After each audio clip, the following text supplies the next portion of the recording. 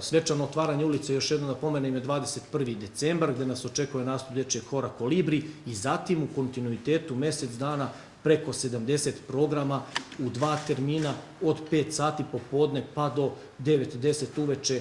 Programi za decu sa raznim animacijama, koncertima, predstavama, crtanim junacima u jednom bajkovitom zlatiborskom ambijentu u Trgovačkoj ulici koja se nalazi u strogom centru Zlatibora.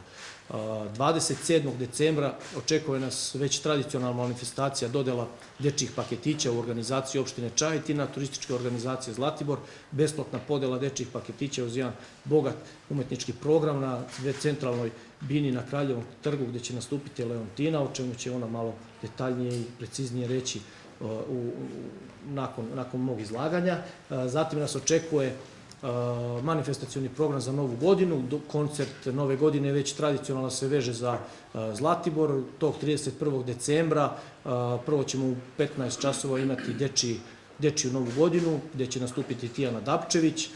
Zatim ćemo nastupiti u 21 čas počinje koncert Peđe Jovanovića, u ponoć trubački orkestar Dejana Jevđića, a 1. januar je rezervisan za koncert Vlade Georgijeva. Treba napomenuti da su sve ove manifestacije, dešavanja i događaje na Kraljevom trgu potpuno besplatne za sve turiste, posetioce, kako meštane, tako i turiste koji se nađu na Zlatiboru.